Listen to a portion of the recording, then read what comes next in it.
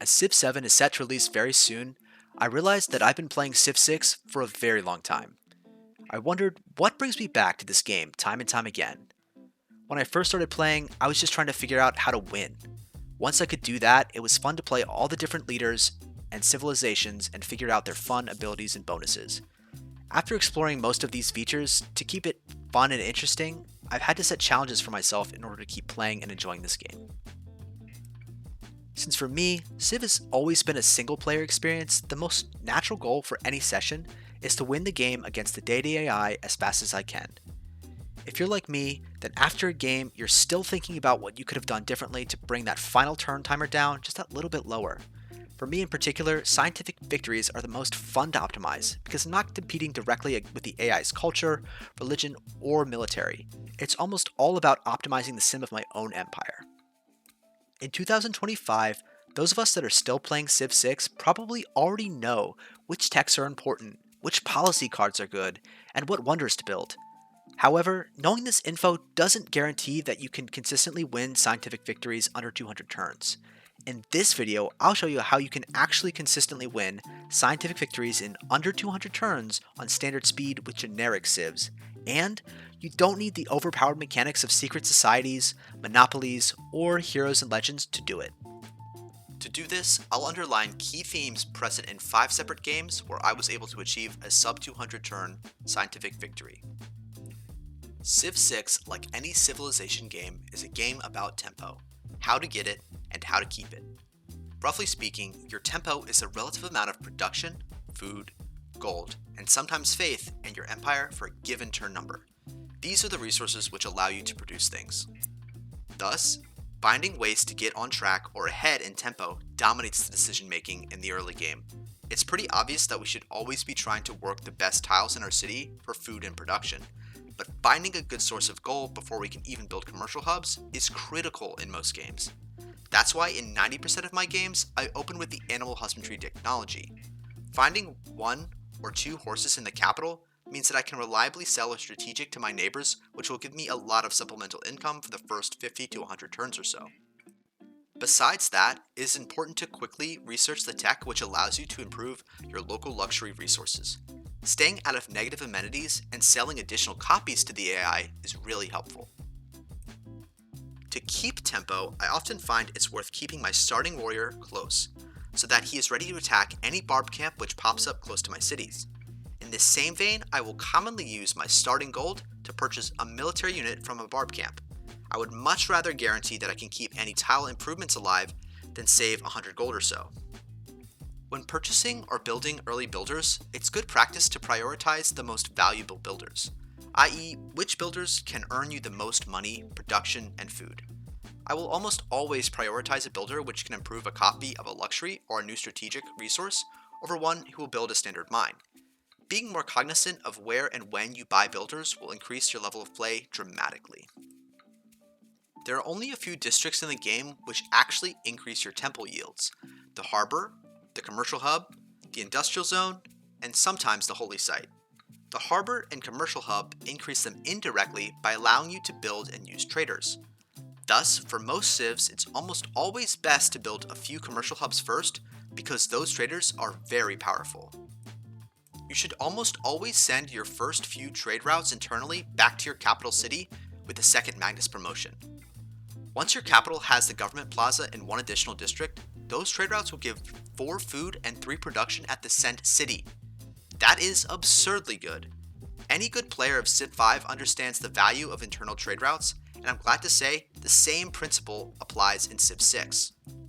Imagine how powerful the Temple of Artemis is for growth, and having that amount of growth in every city in your empire. In addition, you will almost always get the first 3 merchant great people, and many more throughout the game. The same cannot be said about earning great scientists with a campus opener, since the AI is programmed to prioritize science more than before. In summary, achieving the proper tempo is the most important skill required to achieve sub 200 scientific victories. It is a skill I'm always trying to improve, and is perhaps the most fun part of this game. How often have you played a game of Civ 6 and been declared on by the AI in the first 50 turns of the game?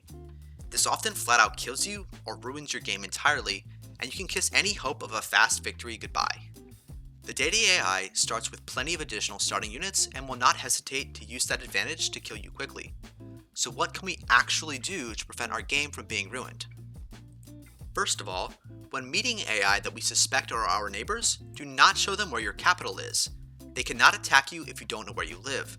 However, if they do scout your capital, there's little you can do in this regard. Secondly, always send a delegation to your AR neighbors the turn that you meet them. This gives them a permanent +3 relations, and if you don't send the turn that you meet them, they will not accept the delegation at any point during the game. Third, if the AI sends troops in your borders, they plan to attack you. This may seem obvious, but you may find yourself in denial until the attack comes. If they are in your land, they will attack you, so prepare accordingly. Fourth, after the first 50 turns or so, we may have secured a reasonable gold per turn number.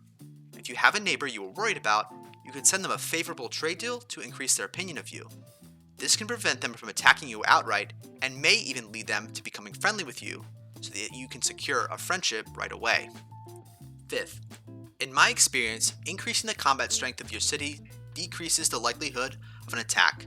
It may be worth it to produce a heavy chariot or galley, etc. to dissuade attack from the AI. Finally, sometimes there is truly nothing you can do. If a warrior is standing in your capital lands before turn 30, just restart the game. Unfortunately, this part of the game is balanced incorrectly. In Civ 5, there was actually a soft protection for the player for the first 50 turns, which gave you some hope of surviving early aggression from the Diety AI. Obviously, no such protection exists in Civ 6.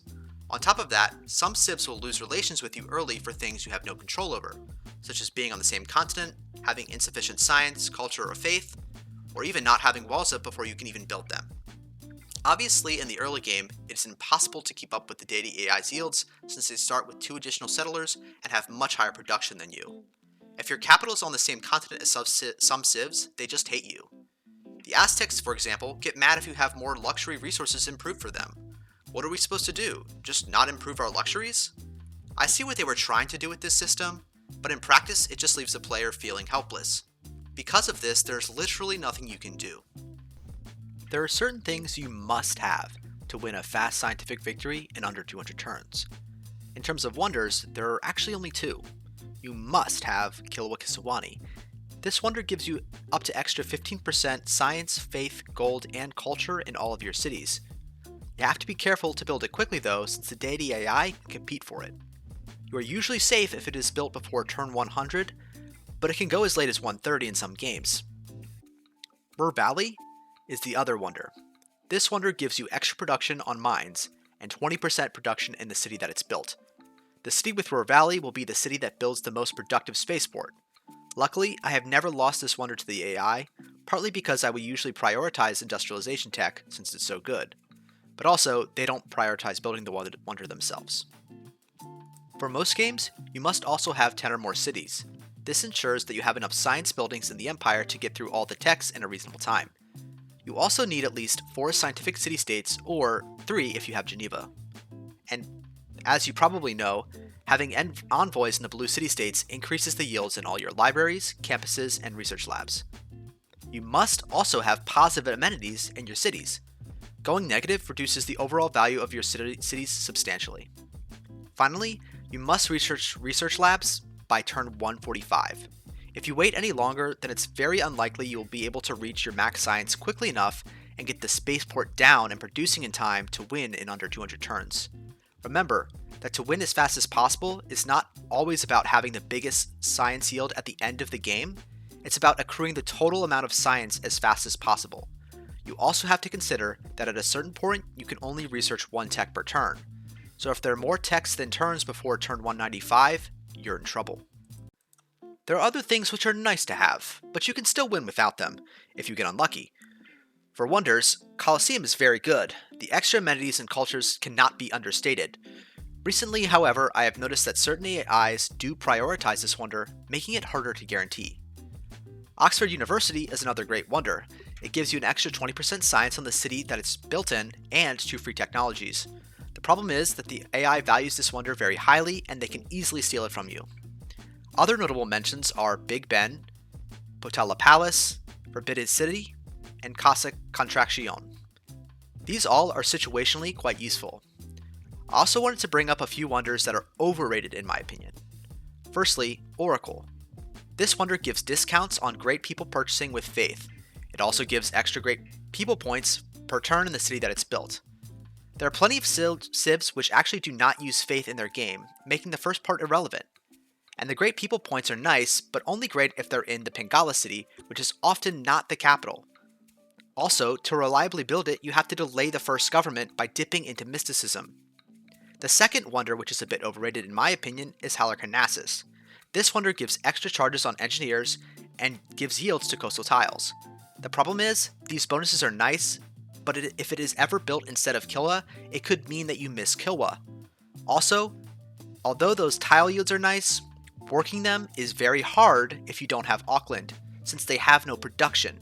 This means that if you don't have Auckland and you build Halicarnassus in a city, to work those tiles you need to send a lot of gold into that city so that it gets through its production queue in time.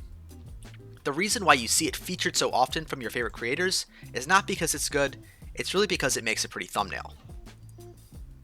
In terms of city-states, it's nice to have Kumasi, Geneva, Taruga, and Ayutthaya. These city-states all give great bonuses for science and culture, but you can still win in under 200 turns without them. We would also love to see at least 5 blue city-states. This many blue city-states means that even smaller empires can accrue the necessary science in time to win fast. Finally, you'd like to see at least +3 amenities in all of your cities. This is a huge boon to your empire. Along with science, faith, culture, and gold, amenities also give you a percentage boost to the city's production as well. It is one of the only ways to increase the city's production percentage in the game. Now I want to talk about some additional advanced techniques. Because of the aforementioned labs deadline of turn 145, some of our later cities do not have time to build all the districts they may want to build. The last few cities we settle will build a campus first and either chop or buy all of the campus buildings. In some games, we can settle useless tundra cities as long as they have chops, so that all the science buildings get built. Often in a game, we are slowed down significantly by how expensive the spaceport is to produce. Thus, we can plan ahead for this by getting Reina promoted 4 times to buy districts with gold. This way we can settle a late city with a lot of chops, buy the spaceport, and chop out a project or two where the Ruhr Valley city is still building the spaceport. This is extra valuable since the moon landing project is so good. Speaking of the moon landing project, that gives you culture equal to 10 times your science per turn on the turn it's researched.